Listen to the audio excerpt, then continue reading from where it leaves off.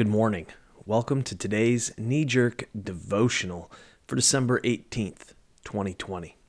Our passage this morning is Matthew 11, 2 through 15. It goes like this. John, meanwhile, had been locked up in prison.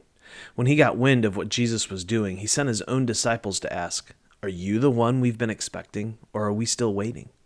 Jesus told them, "Go back and tell John what's going on. The blind see, the lame walk, lepers are cleansed, the deaf hear, the dead are raised. The wretched of the earth learn that God is on their side." Is this what you were expecting? Then count yourselves most blessed. When John's disciples left to report, Jesus started talking to the crowd about John. What did you expect when you went out to see him in the wild? A weekend camper? Hardly. What then? A sheik in silk pajamas? Not in the wilderness, not by a long shot. What then? A prophet? That's right, a prophet. Probably the best you'll ever hear. He is the prophet that Malachi announced when he wrote, "I am sending my prophet ahead of you to make the road smooth for you." Let me tell you what's going on here. No one in history surpasses John the Baptizer, but in the kingdom he prepared for you, for the lowliest person is ahead of him. For a long time now, people have tried to force themselves into God's kingdom. But if you read the books of the prophets and God's law closely, you will see them culminate in John, teaming up with him and preparing the way for the Messiah of the kingdom. Look at it this way. John is the Elijah you've all been expecting to arrive and to introduce the Messiah. Are you listening to me? Really listening? The question of John's followers is the same question that we have now. Are you the one, or are we all still waiting? In so many ways, we are still waiting. So many ways, we don't have to wait any longer. What I keep thinking about, though, is that we really don't have to wait. Christ has come. He lived, he died, he rose again, he sent the Spirit, and showed us the way. It's one of those weird things where we really do know what we should be doing and how we should be living.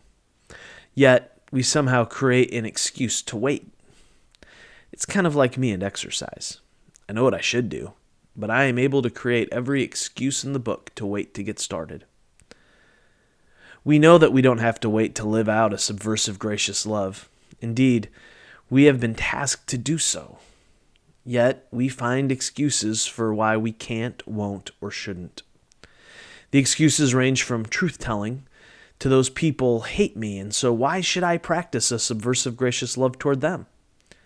We are waiting for a reason to practice subversive, gracious love, but we have the reason. Jesus lived and loved that way.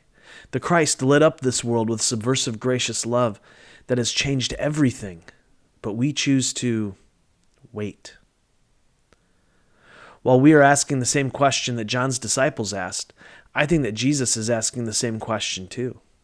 Are you listening to me? Are you really listening? I have to wonder if we are. No, I take that back. I don't think we are. What I see in myself and many in my tribe is a lack of subversive, gracious love. We care more about our comfort, status, and control than we are about loving with the reckless abandon of Christ. In a conversation I had this week, I was recommending to a friend that we won't ever regret erring on the side of love and grace. Yet, as I consider my own life and how I respond to people in my life, am I practicing that? I want to say yes, but in too many ways the answer is no. If I'm really listening to Christ, then I will be known for loving well. I will be known as one who lived out the practices of subversive, gracious love on a daily basis and in every space I enter. As I process my life and continue to do the work of growing and maturing, I realize how far I have yet to go to truly, consistently love well. My desperate prayer is that I would listen, really listen to Jesus. How about you? Are you listening? Really listening? Until Monday. Love well, my friends.